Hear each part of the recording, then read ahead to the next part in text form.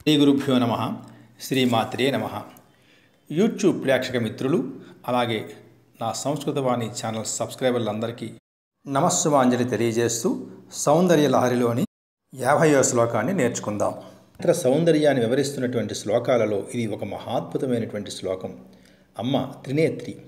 ఈశ్వరుడికి వలె అమ్మకు కూడా పాలభాగమునందు అగ్నిసదృశమైనటువంటి నేత్రము ఉంటుంది. అది అగ్నిసదృశమైనది కాబట్టి ఎర్రగా ఉంటుంది. ఇంకా అమ్మ విశాల నేత్రి కనుక ఆమె 2 కన్నులు విశాలంగా చెవుల వరకు వ్యాపించి ఉంటాయి. ఇలా పాలనేత్రము ఎర్రగా ఉండడానికి కిందనున్నటువంటి 2 నేత్రములు చెవుల వరకు వ్యాపించి ఆకర్ణాంత విశాలములై ఉండడానికి కారణాన్ని పరమ రమణీయమైనటువంటి మధురమైనటువంటి భావనతో ఒక కారణాన్ని కల్పించి చెప్పారు ఈ శ్లోకంలో శంకరులు. బ్రహ్మ మొదలైనటువంటి కవీశ్వరులు దేవిని నిత్యము స్తుతిస్తూ రసవత్తరమైనటువంటి కావ్య రచనలు చేసి అమ్మ దగ్గర వినిపిస్తూ ఉంటారు. ఆ కావ్యాలలోని నవరస సారమనడి మకరందాన్ని అమ్మవారి చెవులు నిత్యము ఆస్వాదిస్తూ ఉంటాయి. అమ్మవారి యొక్క 2 కన్నులు నల్లని తుమ్మెదల వలె ఉన్నాయి. తుమ్మెదలు మకరందాన్ని ఆస్వాదిస్తాయి కదా, అందుకని ఈ 2 కన్నులనే తుమ్మెదలు కూడా చెవుల వరకు వెళ్ళి కవుల కావ్యరచనలు అనేటువంటి మకరందాన్ని ఆస్వాదిస్తున్నాయట. ఇప్పుడు చెవులు కావ్య మకరందాన్ని ఆస్వాదిస్తూ మాటిమాటికి మీరెందుకు ఇక్కడికి వస్తున్నారు అని ఆ కళ్ళను అడిగితే కళ్ళు అంటున్నాయి, మీరు దేవికి వినే ఇంద్రియాలు, మేము చూసే ఇంద్రియాలము.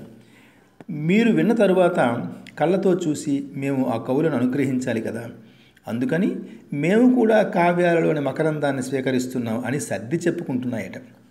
ఈ దృశ్యాన్ని దేవి నొసటి మీద ఉండేటువంటి పాలనేత్రము చూసి, అయ్యో నా పరిస్థితి ఇలా అయిపోయింది, క్రిందనున్నటువంటి 2 కళ్ళు చెవుల వరకు వెళ్ళి కావ్యామృతాన్ని స్వీకరిస్తున్నాయి, నేను ఈ కనుబొమల మధ్యలో ఉండిపోవడం వలన నాకు అలాంటి శోభ కలగడం లేదే అని కొద్దిగా అసూయ పొందిందట.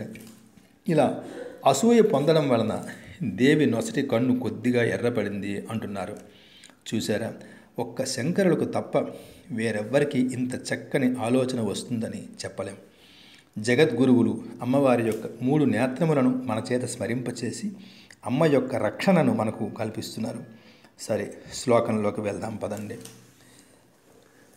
కవీనాం సందర్భస్తవకమకరందైకరసికం కటాక్షం వ్యాక్షేప భ్రమరకలభౌ కర్ణయుగలం అముంచంతౌ దృష్ట్వా తవ నవరసాస్వాదతరళౌ అసూయా సంసర్గాత్ అలికనయనం కించిదరుణం అంటున్నారు.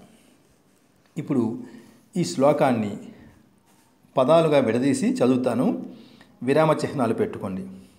కవీనాం సందర్భ స్తబక మకరంద ఏకరసికం కటాక్ష వ్యాక్షేప భ్రమరకలభౌ కర్ణయుగళం అముంచంతౌ దృష్ట్వా తవ నవరసాస్వాద తరళౌ అసూయా సంసర్గాత్ అలికనయనం కించిత్ అరుణం.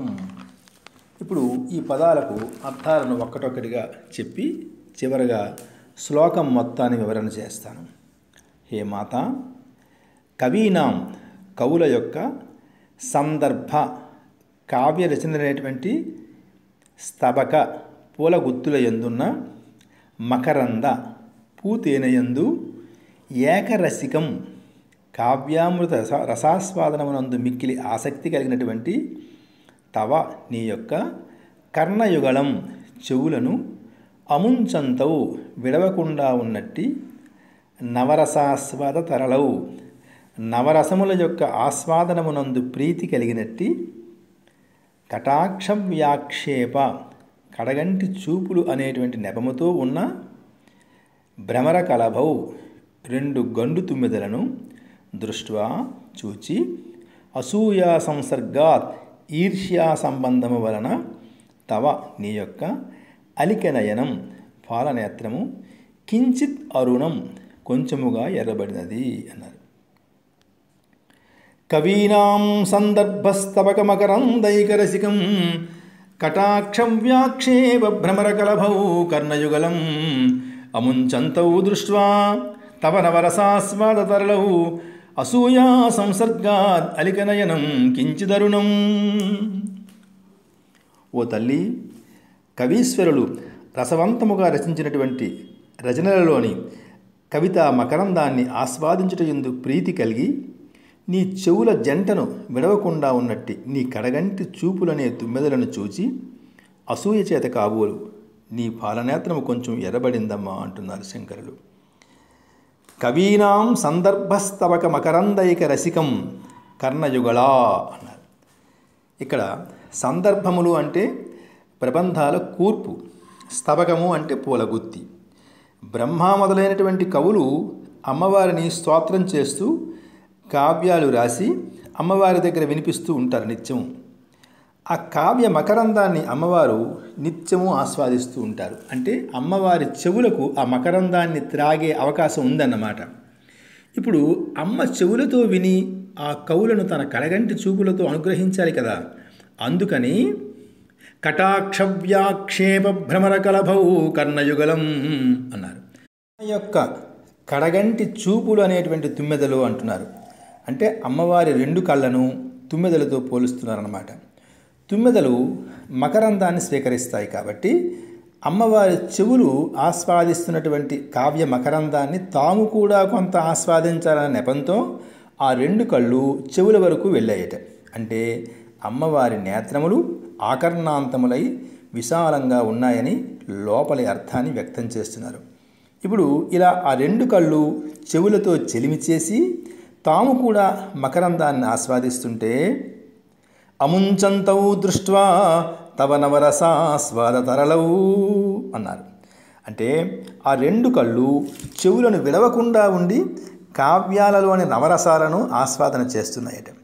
అందుకని అమ్మవారి నొసటి యందున్న నేత్రము కొద్దిగా అసూయ చెందిందట. అయ్యో, నాకు అలాంటి అవకాశం లేదని. అసూయా సంసర్గాత్ అలికనయనం కించిదరుణం అన్నారు.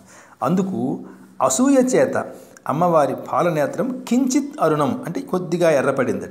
సాధారణంగా ఇతరులపైన పగ అసూయ పడినప్పుడు నేత్రాలు ఎర్రబడతాయి కదా. ఇక్కడ అమ్మవారి యొక్క పాలనేత్రానికి మిగిలిన రెండు కళ్ళ మీద అసూయ కలిగిందట. అందుకు అది ఎర్రగా ఉందంటున్నారు. అమ్మవారి కుడి కన్ను సూర్యుడు, ఎడమ కన్ను చంద్రుడు, మూడవ నేత్రం అగ్ని సంబంధమైనది. అందుకని అది కొద్దిగా ఎర్రగా ఉంటుంది. ఆ ఎర్రగా ఉండడానికి కారణాన్ని వేరొక విధంగా చమత్కరిస్తున్నారు శంకరులు. లలితా సహస్రనామాల్లో అమ్మవారికి కావ్యాలాప వినోదిని, రసజ్ఞ అని రెండు నామాలున్నాయి.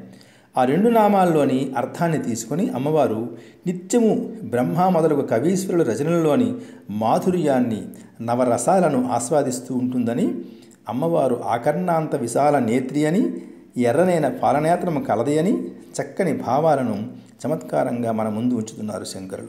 ఈ శ్లోకాన్ని నిత్యము జలంతో అభిమంత్రించి ఆ జలాన్ని సేవిస్తే మశూచి మొదలైనటువంటి రోగాలు నివృత్తి అవుతాయని పెద్దల మాట చెబుతున్నారు. సరే మిత్రులారా, నా ఈ వీడియోను లైక్ చేసి మీ మిత్రులకు షేర్ చేసి నా సంస్కృత వాణి ఛానల్ సబ్స్క్రైబ్ చేసుకొని నన్ను మరింత ప్రోత్సహిస్తారని ప్రార్థిస్తున్నాను. ధర్మాన్ని రక్షించండి. ధర్మో రక్షతి రక్షితః. స్వస్తి.